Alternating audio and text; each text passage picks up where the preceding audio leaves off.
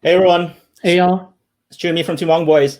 We're really excited to have our episode today. We're going to talk about mental health, but we're going to give folks a couple of minutes here to join. And in the meantime, we'll get back to you guys in a couple of minutes.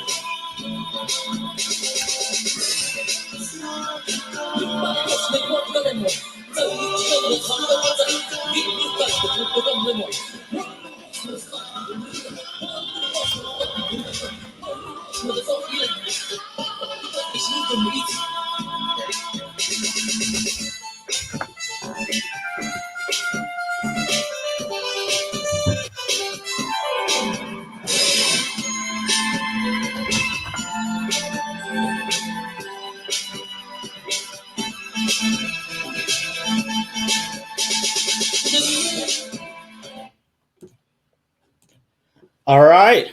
All right. Welcome everyone. This is Chue and Meng again from Hmong Boys. And we're real excited today. Today, if you haven't been following us for the month of November, Chue and I are doing partaking in Movember, which we're not shaving for the entire month. So we're 3 weeks in, and this is what we've got built up. And we're doing this to try to do our part to help raise awareness towards men's health issues and change the face of men's health. And so last episode, Chue and I, we talked a little bit about our mental and personal health journeys. And if you listened into the last episode, Chue was talking a little bit about his knee surgery that he was going to get. So you can see the crutches back there. Chue, why don't you tell us a little bit how that went? Yeah, sure. So I finally got my knee ACL surgery on Wednesday. So it's been about 3 days now, and I've been in and out of it. It's a lot of pain. So I've been taking a lot of pain medicine, and like you can hear my voice kind of raspy, but that's because like they put a breathing tube down my throat, and now it's hurting a lot. How much pain do you think you were in after your surgery, and how much pain do you think you're in right now? Well, when I first woke up from my surgery, the nurse asked me what my pain level is from 0 to 10, and I was like 11. so, so like they got kind of worried. They gave me a lot of pain medicine, and then I went to sleep. But then they had to put me on like a breathing tube because I was losing oxygen. Okay. So it was pretty rough. But right now, my pain level is probably around like 5 or 6. Okay. So I know you still have some pain, but do you think it was worth it? Gosh, right now, no. So to be honest, like you know, ACL surgeries are so common nowadays because we hear about it in sports all the time because athletes they always get ACL surgeries. But I have a new like profound respect for the actual recovery process because I never realized that it was this difficult and like this it does take a huge toll on your body physically and mentally. Yeah, I mean, I wouldn't know. I mean, I've been pretty healthy. I haven't had any injuries all my life. No, just kidding. I did break my thumb once in high school, so I did have a cast, and that's been about it. But I've been pretty healthy physically otherwise. So cool. Hey, well, thanks for sharing that update with us. And so why don't we get into it? So for this episode, we're going to be talking about Hmong men's mental health. And more importantly, more specifically, we're going to try to kind of explore what it means to be a mentally healthy Hmong man. And so before we get into that, we'd love and appreciate if you guys can share this with your friends. We think this is a great topic in our community that actually, typically goes unspoken, and we don't really talk about this. Even within my circle of friends, we don't really have these conversations. And so I think it's great that we start having these conversations and try to explore this. And also comment with us, share with us your thoughts. We'd love to know what you guys think about mental health and men's mental health and what some issues and things are. And we're going to bring in a great guest who's going to help us kind of dive in and explore this. And so if you got questions for our guest as well, we can definitely get his perspective on it. And so our guest is Cheng Vang. He is a mental health practitioner for the Wilder Foundation, which is in St. Paul here in Minnesota, which is where I'm from. And, he's got experience in this field about 7 years, and it includes CTSS skills work, outpatient therapy, offers case management services to both adults and children of various backgrounds and cultures. And, Cheng believes strongly in how to support his clients and families to overcome these systemic challenges and cultural barriers to treatment, which I think is really, really relevant to our Hmong people, as we have a lot of barriers to actually acknowledging and getting treatment for mental health. And Cheng, from an education standpoint, Cheng completed his undergrad at Gustavus Adolphus College, and he did his master's in marriage and family therapy at UW Stout. So let's bring Cheng on. Hey, Cheng. Hey guys. Hey, how you doing? Good. How about you guys? Thanks for joining us. Yeah, definitely. It's exciting. Meng, I'm glad to see you. Chue, I'm glad you got your knee surgery done. Yeah. I can tell that you look pretty beat from that. So, make sure you take care of yourself. Oh yeah, for sure, dude. All right. So let's jump right into it.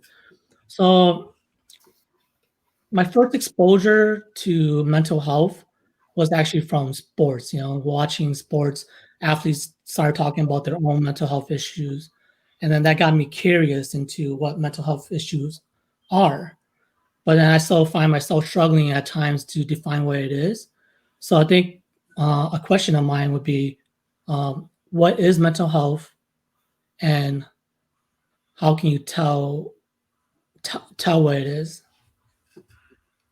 Yeah, no, that's a good question. I like to, when I define mental health to people, I like to make it simple, right? And then I like to reframe it as a way of thinking about mental health as a way of like mental hygiene. When we take care of our personal hygiene, I think it's very similar to that, in the sense that mental health is our ability to how well do we manage stress, right? How do we deal with it, cope, and just manage stress in our daily lives so that it doesn't become toxic. Because I think that's when mental health becomes mental health issues, is when we aren't able to manage that stress, and then it starts to impair our daily functioning in areas of like our social, emotional, or occupational, right? So that can be stress from, like, for example, having built up anger, could be job stressors, to depressive symptoms, even things like low self-esteem. I think all these things are different things that if left, if we ignore them, could lead to mental health issues.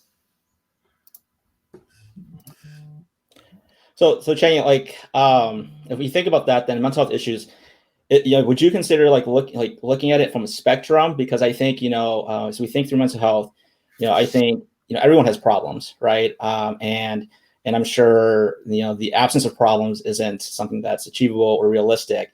Like, when, I know you mentioned kind of when it might become an issue. Is it still important then to still address it even though it's not an issue? And then what's the value of still improving your mental health if you're not at at an issue level? Yeah, definitely. And I think the hard part about when people look at mental health is, I think people get nervous, right? When I work with a lot of Hmong families, they're nervous about the idea of getting diagnosed with something because they think that will make them or their child mental, right? Like, whatever that means in our community, it just tends to have this negative stigma around it, right? And I think it is safe to say that when you look at mental health, it should be looked at more of like something that is on a spectrum or a continuum, where it's on you can be on either end, and everybody deals with stress differently, right? Like, my ability to deal with stress might be higher than someone else's, and because of that, it might not be an issue for me, right? But I think it really is, when you think about mental health in that way of being on the spectrum, it really is for that individual to decide and recognize, like, is this stress how is this stress affecting me? And am I dissatisfied with life, right? If I was to somehow improve the stress or get rid of it, how will it improve my life? Will I be more satisfied in the sense that, because I think that is what mental health is. At the end of the day, are you happy, right? And there are many different things, especially in today's society, so many different things that can impact our overall well-being. So let me play that back then. Like, let's just say I feel like I'm happy, right? Like I feel like, hey, my stress level is okay. It could be better. I'm happy. Should I still focus in on it? Like, let's say it's at 6. And, for example, I think when we talked earlier, like maybe if we can draw a correlation that in physical health, for example, like, hey, I would think Chue probably felt happy with the way his knee worked enough, right? The last 15 plus years where he didn't really feel a need to do anything about it. And he finally did for quality life. How would you think, is it important then to still address mental health, even though you still think you're happy? Yeah, definitely. I think it's mental health should be something that we ourselves continue to like assess for our own selves, right? Kind of like our own physical health, right? Like what happens if like we thought we were healthy and then we're like, you know what? I think I'm healthy. I've been healthy for the past 5 years, and maybe for the next 2 years, I can eat whatever junk I want. I can drink whatever I want, right? And I think when we neglect it like that, that's when it becomes an issue. So mental health, physical health, I think those are all things that we should always constantly monitor. So then maybe let's make that a little bit more applicable then. I think because sometimes I think maybe when we look at it from the lens of us Hmong men, we just kind of like kind of what we talked about, like, hey, it's just normal everyday problems, right? And from your lens as a practitioner, what would you say are some things that you see in the Hmong community that might signal like mental health concerns within Hmong men that we may not be aware of, or that that just don't maybe get considered as that? Yeah, and when we think about that, I think especially being a Hmong man, I think we see it all around us. It's just we don't know how to talk about it, right? Like it could be mental health, could be growing up in a home where you see how your mom and dad treat each other, right? Mm-hmm. Mental health could be you're hanging out with your buddy and you see that you question the way he treats his wife or partner, or the way he treats his kids. I think it's different aspects of that, right? And I think we in our community, for example, like I know in our community, there's a lot of use of alcohol, right? You talk about going to the bars, the checkers, things like that. You can see people, they're when you're in the mental health field. I feel like I see things in a different lens, and so I notice more things that I should than the normal person. And you think about things like mental health, how people use alcohol and the mental health symptoms, the worries, the concerns that they display when the stressors in their life, right? And how you see that impacts their life. I think a lot of that is how mental health looks like. So maybe this is good. We got a question, and I think that one ties in. So you obviously have the professional lens into it. How can if we're dealing with those stressors, how can we as individuals recognize that we may need to seek some help for some of our mental health? Yeah, sometimes the hard part about that is that, right, you have people who, part of mental health means that the individual has to be motivated themselves too, right? You have to put in the work. I think that's why I like therapy, is that if you have a client who's motivated and puts in the work, you see progress. And a lot of that is really the person. Sometimes people have to hit rock bottom to realize, hey, I need help, right? Sometimes people are just like, hey, I realize that I'm not happy, right? I realize I just really want to have a better relationship with my wife. Or, hey, I just realized that I'm just depressed. I have no energy. I don't want to do anything. I just, or maybe some of it could be like alcohol use, right? Some men are just like, hey, some people just say, hey, I know I abuse alcohol and I don't like who I am when I drink. And this might be an issue. So sometimes this is when people can seek help, right? And just say, I think the seeking professional help, it's useful because it allows people to have a different perspective, a professional view of how these things affect them. And when they can gain this insight to understanding why they have these behaviors, it almost gives them like a freedom of choice to say, what now? What do I want to do with that to fix this, right? And sometimes people don't have that. And so that's why it's important to have that professional perspective. You mentioned there the person ultimately has to have a self-awareness of it, right? And you said sometimes at rock bottom, but I think a lot of times, like I've seen individuals close to me where you've talked to them and asked them they need to seek help, right? Like and sometimes it falls on deaf ears, kind of what you said. But are there effective ways to support and to maybe influence someone to seek that help, or to be recognized, some of the behaviors that they have might be destructive? Just maybe looking here for, not ourselves, but, or is it really entirely dependent on the person? Yeah, it depends on the person. And especially for our community, I think the reason why it makes it hard to talk about sometimes is that there's that mental health stigma, right? You know, we think about the mental health stigma, it's like nobody wants to be labeled. And it's in our culture, like right? Be patient or just tolerate it, it'll pass, right? Or a lot of the families that I work with sometimes with their kids who are showing behaviors or just struggling with mental health, a lot of parents think that they're gonna outgrow it, right? And so I think that's what makes it hard. And I'm glad we're having this conversation because this is part of the process, right? Part of the process of how do we make it more normalized in the sense that you can have mental health, be functional, and be happy and healthy at the same time, right? Like, how do you balance all these things? I think one of the thing that plays into the stigma too is like when I talk about it with my friends about mental health, and most people they say that they don't have it, or they don't have mental health issues. But when I think about it, it's also like when I think about it as in terms of like money problem, right?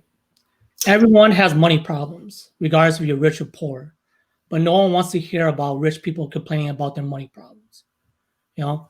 And like in that aspect, when I think about mental health, like if I'm doing somewhat well, with my life, I feel a tendency not to express my concerns about my own mental health because maybe I'm already doing well. Maybe I'm doing better than the next person. And maybe that's something that we need to address, acknowledge, so that we can break that stigma as well. Definitely. Yeah, because I think there's that shame, right? Like I think Chue and I have talked about it before. Of if you're not, if you don't have issues, then you shouldn't. Like everyone always compares that it's relative, right? Everyone takes the situation and makes it a relative comparison. And I think what you said before is very important. That mental health is personalized. And it can affect people differently, and I think that's important to remember that Chue's money problems may impact him very differently and have a bigger strain on his mental health than mine might, or my relational problems and things like that. We've got a question here. Can you help someone trust has mental health issues without offending them? So maybe like let's just say, I think this is a good question. I think especially amongst us Hmong men, right? You alluded to it. I see my one of my friends treat their partner in a way that's not so well. And I think it's very difficult for us Hmong men to have that conversation because a lot of it's like stay out of my business, right?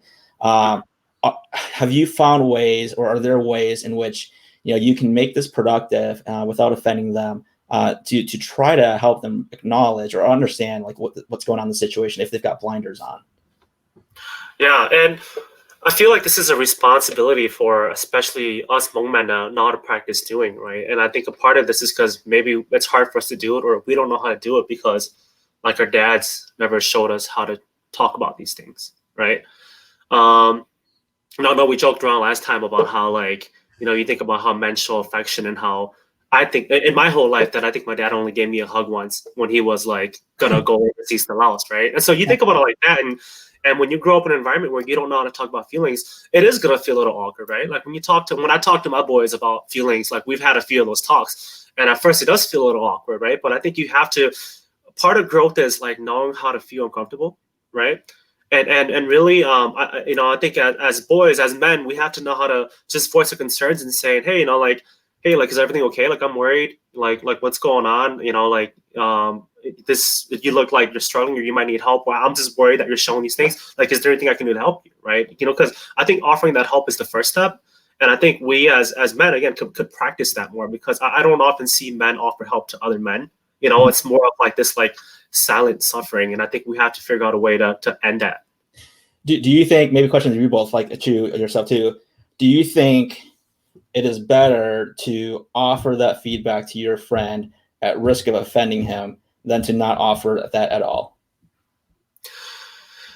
I think you really have to measure your relationship with that friend. But I think in my relationships, if I had some concerns of my friends, like I can say, hey, I've known you for a long time, and I want to, like I'm saying this because I care about you, but I've just been really worried, and I think that you might, You look like you might like be a little bit depressed. Like, is something bothering you? What's going on? I just want to let you know that like you can always talk to me about it, right? And then really gauge that. I think even with my Hmong family, sometimes they have to hear things a few times to say, maybe there is something wrong, right? Because the first time, yeah, it might be in one ear, out the other.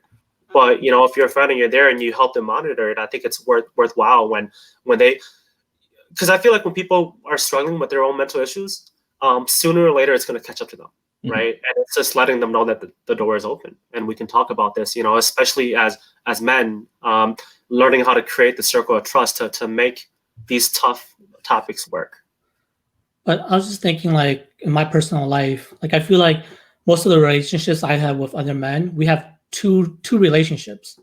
One, like, as on a personal level, where like we should be able to talk about anything, and two, on a cultural level, where like how we respect each other in the community.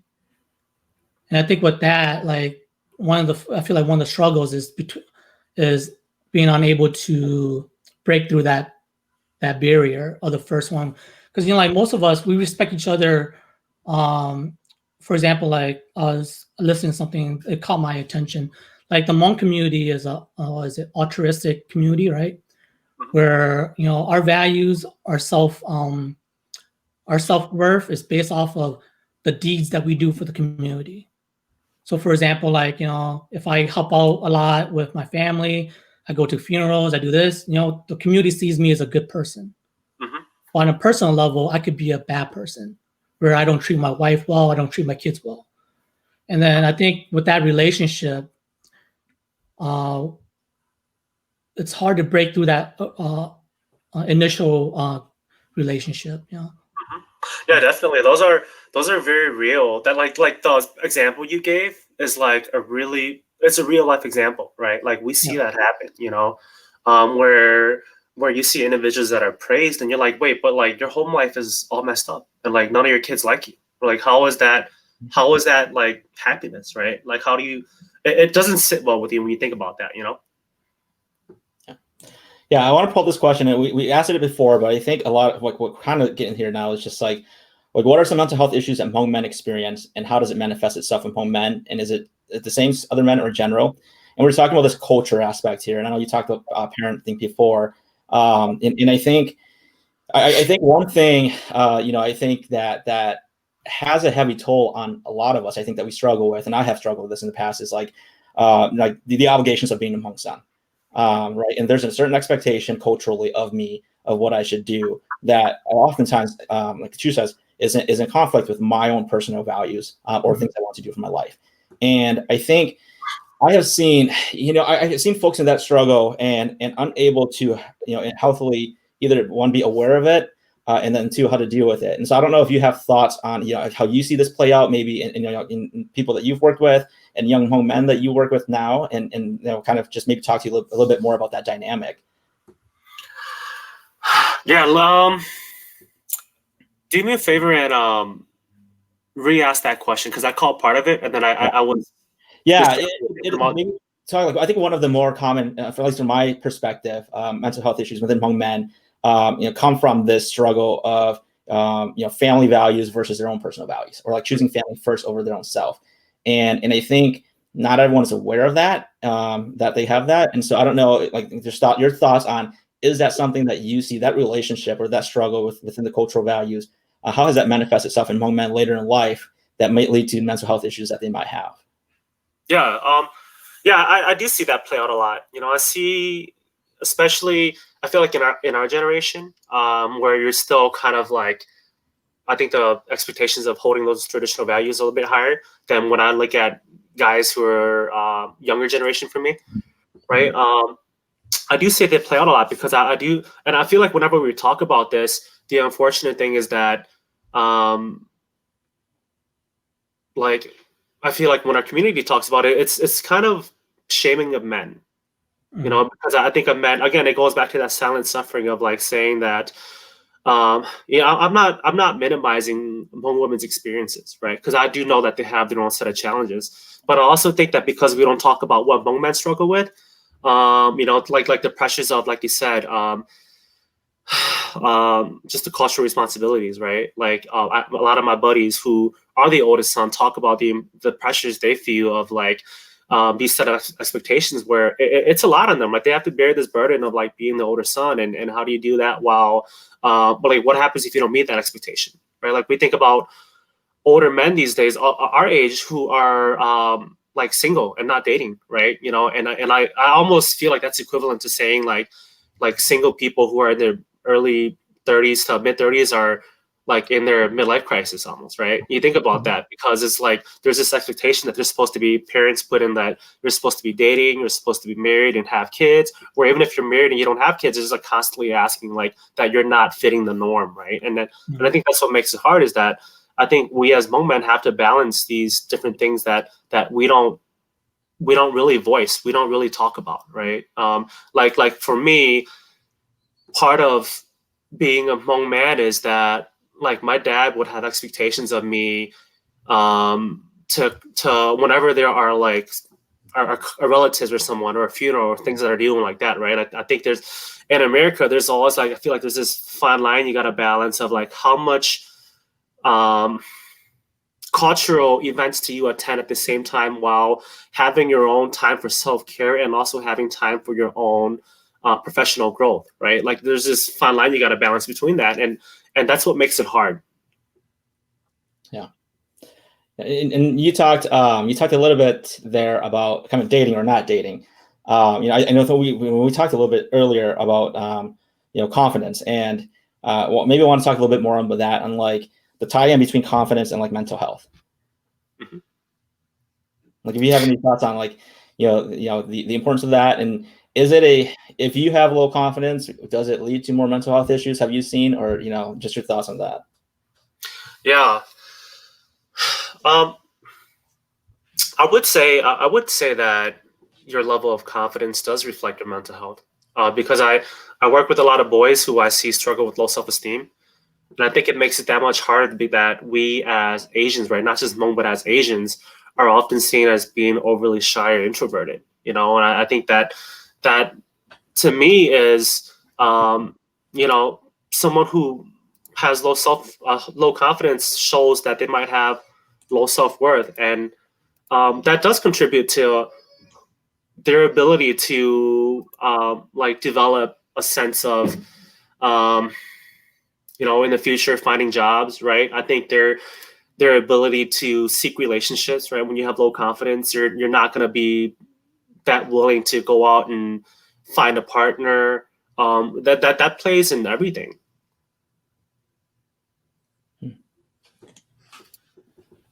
Do you have you?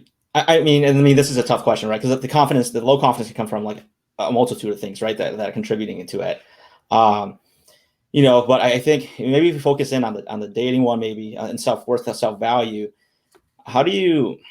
My guess is that might be driven from other experiences in life, but just have any thoughts on like how to address that, like the confidence thing, and how to maybe start building that confidence back up. Like I feel like even relating into myself, right? That when I think about myself as a kid growing up, I was always kind of shy, trying to figure out how or where you fit in, right? And I think for me, I think for a lot of like the guys that I know of, we end up discovering our confidence a little bit later in life, right? And I think had we discovered it younger, it might have helped us with like different aspects of our life, like our career, right? I think who knows, like I think if a lot of these guys discover their confidence earlier, there might not be that weird like single age gap that we were talking about, right? Like from age 32 to 35 or whatever. There's a significant amount of people who are single and looking, and we're not dating. Like I think all these things are important, and when we think about confidence, it's like how did I don't know, like I feel like I don't see or know of a lot of parents who know how to raise. You don't see a lot of fathers who know how to raise sons to have confidence, right? Like you think about our culture, and like I always tell my parents, like it's so there's a big difference between like right? Like, when you think about how when Asian parents parent or when Hmong parents when they parent, a lot of it is through like lecturing, right? Through lecturing and not teaching. And things like that, I think is so important in how to help someone develop a sense of confidence. Because if you're constantly raised with like having negative put downs or telling you that you're just doing things wrong, like how are you supposed to feel good about yourself? So then on the flip side of that, how do you, there's a question here too as well. How do you build confidence? Like as a parent, how do you foster that within your sons and boys? And maybe that's a question to you two. You two have boys. And so maybe a question on how you see that relationship and how you might think about how you build confidence within your boys. I'll be honest, my son, he's like a preteen right now. It's hard. It's hard because like, when he was younger, I thought I could teach him all these things, but then when they start to develop, you realize that they have their own personalities, and you can't mold them the way you want to. You just have to kind of help them along their way. So that's what I just been trying to do, is just helping him along his way. Like, but if we're talking about confidence for guys, I feel like the only way to gain confidence is if a girl that's cute, if she likes you, then that's how you gain your confidence. I still remember the first time I had confidence was in 7th grade, and a girl said she liked me, and then my whole world changed. Yeah, and I think maybe I'll add on. Like, I don't have a son, but as I think through it, going back to what you said, Cheng, about our parents like never really taught us anything, right? And I think, and I'm going to tie into dating. Like, you weren't taught how to date because they always said don't date, right? But then they also had this expectation that one day you just flip on the switch and you can get married, right? Yeah, so, like, you never taught me how to date, and so how can I effectively find a good partner and marry? And so I think a piece of that would be like, if our parents had taught me how to date, you probably. I mean, they sure as heck taught us how not to date. Yeah, right. Yeah. I mean, like I remember. Girls would call and like they pick up the other line. This is 2 phones. They'd be like, "Oh, bitch, go wait the 2 time go out," right? So that for sure. Double standard, right? And then now a lot of them are single, and they're like, parents are almost hopeless about like, like whenever like you hear parents talk about their child to another adult, right? They're like, "Oh, the next child, and there's that shaming piece, right? But at the same time, there's that double standard of like, you never taught me how to have healthy relationships, and some kids never even got to see their parents like just display a healthy relationship, right? So like, how do you expect people to know how to have that confidence and being independent about seeking things that are healthy for themselves? Yeah, and I think that's that's probably the one thing is like I think you said is try to teach them, right? Like I think how healthy.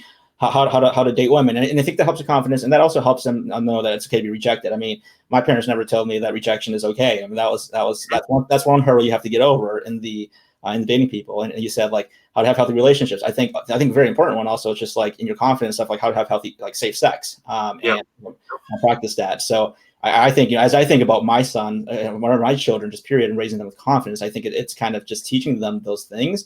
I mean, people will probably still not feel fully confident, but I think they're a little bit more prepared for those experiences. Yeah, and as we talk about this, it makes me wonder, like, I think the real question is, how do you have confidence if you constantly worry about bongjimo, right? Because that is what being Hmong is, right? Mm-hmm. You can't have both. And so, how do parents learn how to parent in a way where it's more effective? And like it's okay for kids to make mistakes, because part of learning is making mistakes, right? And part of developing confidence is knowing how to fix those mistakes so that you can, be your own self. Yeah, no, I think that's really well said, because as I think through, I mean, because bongjimo is still very important for me. I don't know if it's for you guys, because that's how we were raised, right? Like at this age group, especially, is what you said. That's very important. And and that's I think the things you don't know, maybe you shy away from because you don't have confidence, or so you try that you bongjimo at this point in time, because I think it almost feels like, again, our parents maybe just taught us that like at some point in life you're just supposed to know everything, and when you don't know it, you have an aversion to actually doing it. Cool. So hey, so I know we talked a little bit about it. We talked about the stigma. Maybe I want to talk next to is like, what other factors do you think contribute to just mental health being so difficult to talk about? We talked about a little bit, and then how do we get over it? And how do we normalize it? And it's going to be hard, especially because for people our age to be so deep seated and deep rooted in these values. But like, just open for your thoughts. Beyond just having the discussion, like, how do you see a path forward to that?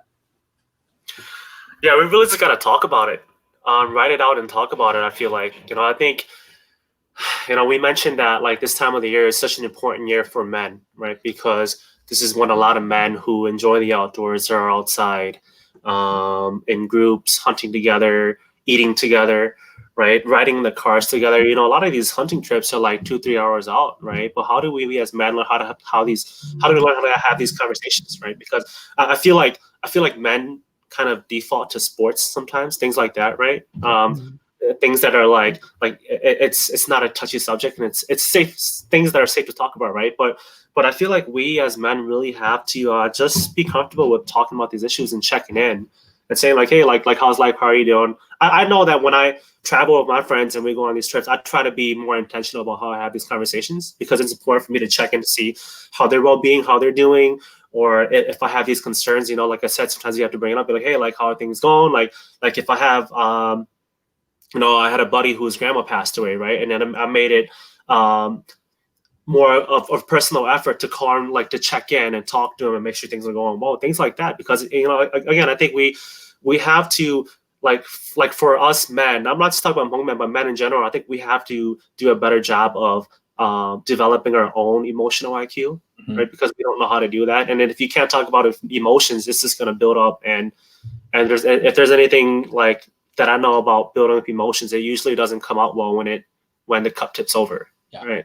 Yeah. And I think I want to build on that. I think, we have our own personal responsibility and obligation to ourselves to understand our emotional IQ, to be aware of our health issues. I would also challenge men out there that we also have a responsibility to our friends as well, like to show up and be supportive. Right. And I think that's where sometimes the breakdown is that, if you're in a position to be able to support, we have that obligation to each other. No, and I do believe that people have this. I think there is this like desire for people to have a sense of connectedness to people. Again, I think the only reason why it feels uncomfortable is because we didn't know how to have these kind of relationships with our dad, right? And when you think about like watching our dads relate to other men, other relatives, they don't have these kind of conversations, right? They might talk about girls when they gather around. They might talk about events, but I like, now that I think about it, growing up, like when my uncles and stuff join me in the vehicle when we go hunting together, they never talk about like feelings, And then this is just something that I think I'm glad we're talking about, because this is like the first step of like breaking that cycle, right? Because then maybe when our boys get older, right, Chue, like we can talk about that with them and make it a new norm. That's cool. So Cheng, maybe to wrap us up here, and maybe for the group here, it would be helpful, I think, for us to understand, like what are maybe some baseline criteria, like going back to our question here, like how would you define a mentally healthy Hmong man? I think it'd be helpful to even folks like us who acknowledge our issues, but to be like, am I fully healthy? Like what areas might be blind spots I need to work on that maybe is coming from more of an objective lens, and if there is one. So what do you think are kind of maybe some criteria or baselines for being emotionally or being mentally healthy as a Hmong man? Yeah, that's a big question, and I feel like there's so many different ways to answer that. But like you said, I do think that we should aim to have some kind of like general expectation or some kind of standard, so that we can kind of know how the mode looks like to have something to aim towards, right? And as I think about this question, even though we've had some time to think about it, it's a tough question. Like I struggle with that, because maybe part of it is that I've always struggled knowing how that looks like as a kid growing up, right? That maybe I didn't see a lot of examples, and maybe this is something that the audience, like if you feel like you have an answer and you want to chime in, like feel free to type it in and share what you think. What are traits that makes a man mentally healthy, right? A Hmong man mentally healthy. Like for me, like what would be ideal, in my own personal opinion, right? And it's saying that like you don't have to have all of these, because I think everyone can define mentally healthy differently. But what I would hope for to see in a lot of Hmong men is like, someone who is like even-tempered or level-headed, right? Or someone who has a healthy amount of confidence, right? Not like cocky or something like that, but more in the opposite of like someone who's at least not overly shy, right? Because I've seen so many men who are so shy that it does them no good, right? It hurts them more to be shy, right? Where they're quiet and they become passive and they don't talk or speak up for themselves or to even know how to defend themselves, right? So having someone who can be sociable, right? Like they don't have to be sociable, but they know how to be, right? To someone who I feel like a good measure of mental health is also measuring someone's like how motivated are they, like their personal goals, right? Because it's easy for people to just I've seen people who struggle with depression or other things, and it's like very low motivation. It's hard for them to do normal things, right? And I feel like one more trait that would be important for someone who is mentally healthy is someone who is sympathetic or considerate of other people's feelings. Because I feel like that's like a higher level of thinking, right? And you have to be able to have your needs met in a certain way so that you can know how to be sympathetic with someone else. And so to me, those are, I mean, I feel like it's a list of answers you can have. And this is by like nowhere near the perfect answer that I would wish for, but it definitely is an important conversation to have. And I feel like when we talk about Hmong men, again, I feel like oftentimes when we talk about Hmong men, like Hmong men always get a bad rep, right? Like when we talk about it, it's also like you hear bad things. And I really wish, I want to encourage our community, right? Men and women, when we talk about men, to make it more constructive, right? To make it providing feedback and not just being judgmental or shaming of us. Because like, you know, for men to grow, we need to be able to talk about these conversations. Yeah, I absolutely agree with that. But Chue, based on what Cheng said, I'm not sure you're completely mentally healthy. Me? Yeah. Dude, I'm the most healthy, mentally healthy here, dude. Maybe not right now, but you know, in general. Yeah, cool. Hey Cheng, well, I appreciate the time, coming on. I think this is great stuff. I think, before this, I know we chatted before the show, but I think I've learned so much in so many different ways to think about mental health. Because before I would have just said, hey, like, do I have problems that my life is paralyzed and I can't move forward, right? And it's like, no. So I'm probably generally mentally healthy. But I think as we start dissecting and start talking through what we did today, and what you've kind of mentioned here, some baseline criteria, I've kind of focused in on areas where, actually I see how my relationship with my father shows up in me today, right? Like, and how that impacts me and how I value myself. And I see how I was raised as a Hmong son and the obligations I have and how that still impacts me today. And so I think it's helped me to be aware of that and to say that, those are still things that can be improved and addressed, because that will help my quality of life to improve that, rather than to say my life is fine the way as is and leave those unaddressed. So, really appreciate you coming on, your perspective. Mm-hmm. And maybe like, I think a shorter way of describing what mental health is for people to really think about. I think mental health is being able to like examine and think about things in your life that makes you feel stuck, right? The feelings of feeling stuck.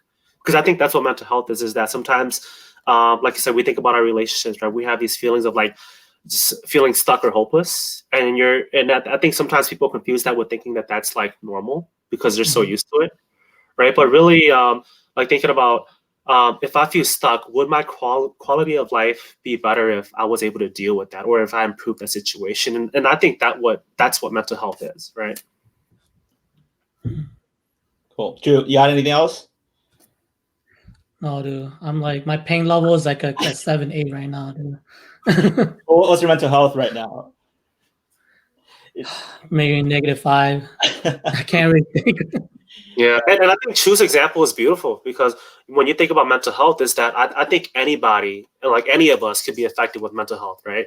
Because that's just life, and you can never predict it. It's never perfect, and I think that's why there's a continuum, because in our life, our mental health is always going to fluctuate, right?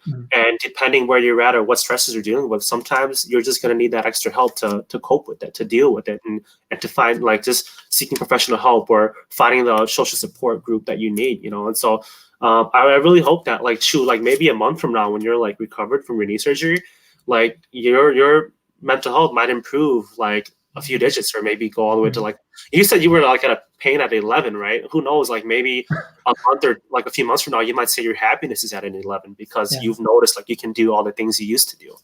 That's true. That's my hope. Yeah. Well, all right, that's what we got. And, what we'll say, like kind of build on Cheng's there, just challenge our audience to take this conversation and maybe start finding ways to have this talk with your friends, your family, other Hmong men within your life. It's very important that we do that. It's difficult, but hopefully you guys are able to pick up a thing or two on how you approach that conversation today. So thank you, Cheng, again, and thanks everyone for tuning in. All right. Thank you, guys. Bye. Take care. Take care.